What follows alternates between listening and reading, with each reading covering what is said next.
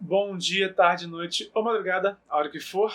Eu sou Stamato, autor da saga A Era do Abismo e anfitrião da iniciativa Mochileiro do Multiverso, que une e fortalece autores e autoras nacionais através de dicas de escrita criativa e mercado editorial. Hoje eu vou falar do livro Filhos do Éden, Paraíso Perdido, do Eduardo Spohr. Para encerrar, a minha análise da saga do Spohr, da saga Filhos do Éden, que eu já falei aqui no canal já sobre todos os livros. Já fiz análises já aprofundadas do universo do Spohr também. Eu acho que foi uma das séries de vídeos que mais me deu trabalho de fazer, porque realmente eu trouxe cada casta angélica aqui no canal, fiz um vídeo longo para cada uma delas, né? Então, assim, percebe-se que é um universo que eu adoro, né? Mas eu não tinha ainda feito a minha análise de escritor, que é essa análise que é para me comunicar tanto com escritores que buscam aprimorar a sua escrita criativa, quanto com leitores que querem conhecer livros, querem conhecer mais dos livros ou conhecer novos livros, né? Então, agora a gente encerra finalmente essa saga e eu já comecei a ler já inclusive o próximo, tá aqui do meu lado inclusive. Já comecei a ler o novo livro do Spohr, que é o Santo Guerreiro, tá aqui com um monte de brinde junto, caindo pelos lados. E em breve também eu vou trazer a minha análise desse novo livrão aqui. Eu inclusive estava conversando com o Spohr semana passada. Tô gravando esse vídeo no domingo, né? Então, semana passada, porque eu tive a honra de fazer um mini podcast com ele no canal do Telegram dele. Se você não tem acesso ao Telegram do Spohr, confere o link, eu vou botar aqui embaixo. E é fantástico como que ele traz conteúdo pro público dele, como ele fala de escrita, como ele fala de mitologia, como ele fala de literatura, sabe? Ele tá sempre trazendo pessoas diferentes também para falar ali. Ele tá sempre também trazendo a visão dele, a pesquisa dele. Então, assim, é um canal muito bom, de novo, né? Para quem é fã de literatura, quem é leitor e também para quem quer escrever, sabe? Eu tive esse privilégio de conversar com ele, fazer esse bate-papo com ele, que ele postou lá no grupo do Telegram dele.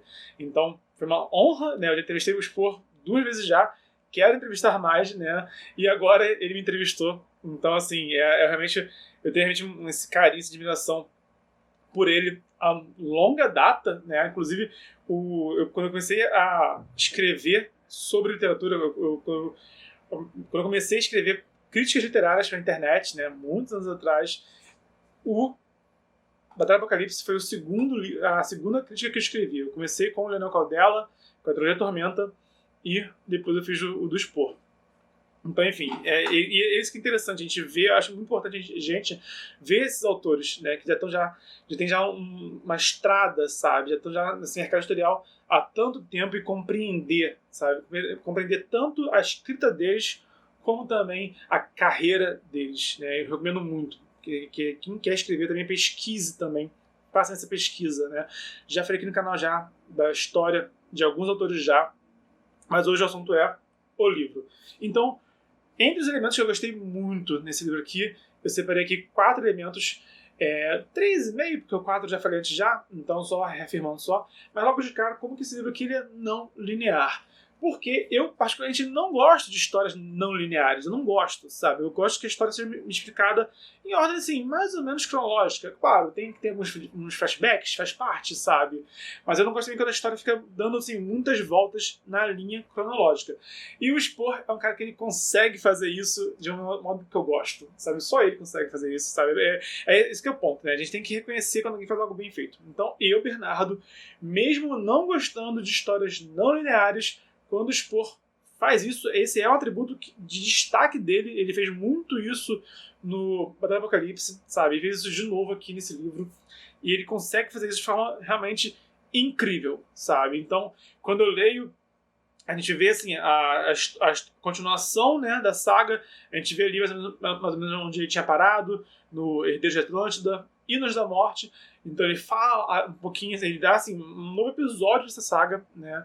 E aí ele para tudo, volta tipo milênios no passado, sabe? E faz assim, e conta realmente as origens, os alicerces de tudo que está acontecendo, e tudo se explica, tudo fica claro, né? E depois ele retorna e conclui a história nesse último arco. Então, assim, essa história não linear, o Spohr faz como ninguém, sabe? Eu, Bernardo, não gosto das não lineares, mas eu gosto de como que o Spohr executa isso. Então, para todo mundo que quer contar uma história não linear. Um bom exemplo de história não linear que não funcionou foi o Witcher, do Netflix. Porque, no caso, especificamente a série da Netflix, tá? Porque a forma como a Netflix executou essa não linearidade dela, sabe, acabou embolando a história mais do que explicando. Eu consegui entender, teve um ponto que eu olhei e falei, tá, a história é não linear. Tipo, eu estranhei um pouquinho, né? Eu comecei a sacar que a ordem de fatores não batia, sabe? A ordem de eventos não estava se encaixando. E aí eu falei, não, eles não eu saquei em algum momento e curti, sabe? Mas foi mal executado, sinceramente. Isso acabou confundindo, alienando o público mais do que realmente entretendo, mais do que informando. Essa questão de também ser não linear, sem explicar, sabe? E tem pistas. Esse que é o ponto. Tem pistas, mas aí, pô, esse que é o ponto. A partir do momento que as pessoas não pegam a pista, elas se embolam. E muita gente se embolou no caso da série do Witcher. Então, esse é um bom exemplo de como não se fazer história não linear, a série do Witcher Netflix. E um ótimo exemplo de como narrar histórias não lineares é a do Spor. Ele já tinha feito isso já na da Apocalipse. E é curioso, porque na ordem cronológica dos livros, né, começa com o Herdeiro de Atlântida, que é mais ou menos linear, né? É o Anjo da Morte, que volta no tempo, mas ele volta no tempo, mas do ponto que ele volta, ele narra de forma linear, né? Mas é também assim, se fosse botar cronologia, não ia se encaixar, né? Aí vem Paraíso Perdido, né? Que também vai e volta no tempo, e aí vem a Batalha do Apocalipse, que também vai e volta no tempo. Então, se for analisar, o Spor, ele é como se ele começasse em linha reta, né, pelo Herdeiro de Atlântida, e aí ele começa a dar voltas muito mais a partir do Anjo da Morte. Interessante, né, quando depois que a saga já foi publicada, né, olhar desse ponto de vista, né, depois que você já conhece tudo, né, ver como que ele fez. Eu curto muito fazer esse tipo de análise. Enfim, próximo ponto é, como eu também já dei aqui uma palhinha, é que ele finalmente explica a saga toda, né? O Spor mandou muito bem em contar a história sem explicar muito bem o que tinha acontecido, né? Sem explicar muito bem todos os detalhes, né? Sem até explicar muito bem quem eram todos os personagens que tinham aparecido. Tem personagem que aparece e você não saca muito bem quem ele é. Você confia que ele vai explicar. Mas esse que é o ponto. Geralmente, quando apareciam esses personagens, sabe? O Anjo Branco, sabe? Quando aparecia... Tem a cena que eu lembro muito bem, que é muito solta assim no livro, que eu boiei na cena, mas que era muito significativa, que é uma figura de um homem de terno e gravata, elegante, conversando com outro homem que é muito rusco, meio até parece até um mendigo, sabe? E eles têm uma conversa assim, muito, né, importante. Dá pra sacar que eles são, tipo, possivelmente anjos. Se não são anjos, talvez um desses seja um deus etéreo, algo do tipo, mas são figuras muito poderosas, são figuras cósmicas, sabe? E é isso, e tem essa conversa. Eu, tipo, quem são esses caras? Né? Agora que eu já terminei de ler tudo já, eu sei, eu nem precisei reler pra entender. Eu lembro dessa cena, tá, são eles. E eu entendi isso depois que eu li. Então, o Spor, ele soube, esse que é o ponto, ele também nunca se alonga demais nesses mistérios. Eu acho isso que complica também. Quando o escritor ele quer fazer uma cena misteriosa, só que ele se estende demais e fica não entendendo nada, se perde. Ele consegue dar assim, doses certas de cenas mais misteriosas que vão se explicando no longo do caminho. Então, e esse é o livro que dá todas as respostas. Quem são os vilões, quem são os heróis, qual que é o plano do vilão, tudo que aconteceu, né? Quais foram os mistérios que os heróis encararam e não entenderam, né? Você entende que era aquilo que aconteceu anteriormente, sabe? Então, até momentos que pareceram aquele Deus Ex Machina, pô, eles tinham que ter morrido, por que eles não morreram? Nesse livro também explica, né, o que foi aquele Deus Ex Machina que salvou a vida do elenco. Então, e no final a sensação que eu tive foi essa, né? O Spor, ele fechou as pontas, né? Esse aqui é o último livro da trilogia, tá? Então, quando você for encerrar a sua história, fique atento para não deixar pontas soltas. Tem livros que eu acho que até outro exemplo também tem o livro do Caldela, Terceiro Deus, que eu acho que poderia ser 2 livros em vez de um só, porque ele acaba correndo em alguns elementos, sabe? Tem a explicação de uma personagem que ela explica a origem dela, mas é tipo um parágrafo só. E eu senti que essa explicação aqui tinha que ter sido maior, por exemplo, sabe? Então, o Spor, ele soube orquestrar como ninguém essa conclusão dessa trilogia e soube responder de forma satisfatória todos os mistérios que tinha apresentado. Esse que é o ponto, né? É legal apresentar mistérios, é legal revelar o que era esse mistério, mas tem que ser bem executado, e o Spohr executou muito bem isso daqui. O próximo ponto é o fim da saga e a conexão com a próxima saga. Esse livro acaba sendo uma ponte, né? Porque a tetralogia angélica, ela é uma saga por si só, mas eu por conta que eu li, né, na ordem que eles foram lançados, para mim, nós temos a Batalha do Apocalipse, que é uma história, né, por si só, autônoma, e tem o Filho do Éden, que é uma outra história que se passa no mesmo universo, que se conecta com o mesmo universo, mas eu ainda encaro como duas histórias, tá? É como eu interpreto. Mas você pode estar como uma saga só, que é a tetralogia angélica. Você pode interpretar dessa forma. E esse livro faz um ótimo trabalho nesse fim e recomeço, nesse fim da saga e conexão com o próximo episódio dessa saga. É uma coisa que é difícil fazer, porque eu acho muito frustrante quando simplesmente, olha, acabou essa história aqui, mas tem mais, sabe? Eu sinto muito isso, por exemplo, quando eu leio quadrinho e filme também, sabe? Muitos filmes fazem isso. Olha, acabou, tá fim, mas não para por aqui, entende? E é difícil fazer isso. Um filme que faz isso bem, que encerra uma saga, mas também sem encerrar, encerra um episódio, encerra uma era, mas não finaliza por completo a história, sabe?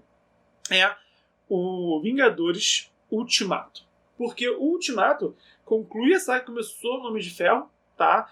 E lá nos Vingadores, né? No primeiro Vingadores. Então, assim, é o ponto final dessa história mesmo. A história acabou. Então, ele faz bom trabalho em encerrar a saga do Thanos, no caso. Mas a gente vê que não acabou. A gente vê que os heróis estão vivos ainda, que é a maioria deles, né? A gente vê, por exemplo, que tá bom. E o que acontece com esses heróis? O que acontece com eles depois disso? Agora a gente tem a série WandaVision, vamos ter a série do Falcão e Solar Invernal, vamos ter mais da Galáxia, vamos ter mais Thor, tudo já anunciado já, né? Então, assim, o filme ele termina meio que falando, não, esses caras estão aqui ainda, e a história deles vai continuar. O filme deixa isso bem claro, isso é bem interessante, né? Mas também encerra de forma satisfatória o que foi começado lá atrás. Então é isso que o Spohr fez. Ele consegue encerrar a saga Filhos do Éden, mas também consegue começar uma saga nova, sabe? E consegue fazer isso sem e esse que é o ponto. Eu sinto que eu terminei essa história, eu sinto que eu não preciso ler a Batalha do Apocalipse, percebe? Esse que é o ponto. É você... Ok, você pode ler, mas não precisa. Não é do tipo, não acabou, sabe? Não termina num gancho, no Handcliffe. Não termina no Handcliffe, sabe? Termina com, né, uma reticências. Que o universo não acabou, a história não acabou. Né? A história não acabou. Tipo, o mundo não acabou, isso quer dizer. Né? Essa história acabou, esse mundo não acabou. E esse mundo ainda tem novas possibilidades. Esse que é o feeling, isso que eu adorei nesse livro. Por fim, o quarto ponto, que eu já falei antes, vou só relembrar aqui, que é a vitória pela inteligência de novo. É um ponto que eu citei com bastante ênfase na minha análise do Anjo da Morte, que é o livro antes desse, né? E eu não vou falar demais sobre isso porque eu já falei, então é isso, né? No final das contas, os heróis eles vencem pela inteligência. E o Spohr é muito bom em fazer isso. Esse que é o ponto que eu não posso deixar de citar esse elemento, mas se eu ficar aqui falando disso de novo vai ser repetitivo, então falei no outro vídeo já. É aquilo de uma forma nova, não é de novo uma tática nova, não. Os heróis conseguem pensar fora da caixa, conseguem trazer soluções excelentes para desafios que seriam insuperáveis. Né? E eles não vencem só na queda de braço, não vencem só no soquinho, não vencem só na magiazinha. Né? Eles realmente vencem porque eles são inteligentes, eles criam condições de vitória de forma excelente. É isso que eu quero dizer. Os heróis do Spohr vencem pela inteligência. Admiro muito como ele consegue fazer isso. Como ele consegue trazer heróis tão épicos, heróis tão poderosos, tão magnânimos, e ainda assim eles não são só isso. Eles não são só poderosos. Eles são também inteligentes, são também carismáticos, são também empáticos e são excelentes em todos os aspectos que eles apresentam. isso que é importante, isso que o Spohr faz muito bem. Então, recapitulando, Filhos do Éden, Paraíso Perdido, é um excelente livro não linear, é uma excelente conclusão de uma saga, é uma excelente, assim, também, conclusão tanto no sentido de explicar a saga que foi narrada até aqui, também é uma excelente reticências e conexão para o próximo episódio desse universo, tá? E também é um livro em que os heróis vencem pela inteligência. Por isso que esse livro aqui é tão interessante, por isso que ele faz esse sucesso estrondoso que ele merece fazer. Comenta aqui embaixo mais algum livro que você gosta que inclua anjos e demônios. Isso é uma abordagem que nem sempre que hoje em dia é meio rara, né? Não é meio rara, né? Já não temos poucos livros assim, tão famosos assim. Então vamos conhecer mais livros que tragam essa abordagem, né? Existem aos montes, né? Mas vamos justamente aproveitar, já que existem aos montes, vamos trazer mais aqui para a gente expandir esse debate. Então comenta aqui um livro que você goste com a abordagem de anjos e demônios. E se você gostou, dá o like, se inscreve, ativa o sininho, se conhece alguém que pode se interessar por esse conteúdo, envia também na rede social. Lembrando que estamos no desafio 306 dias de escrita, é vídeo mercado editorial e escrita criativa quase todo dia. Então, a gente se esbarra pelo multiverso e até o próximo vídeo.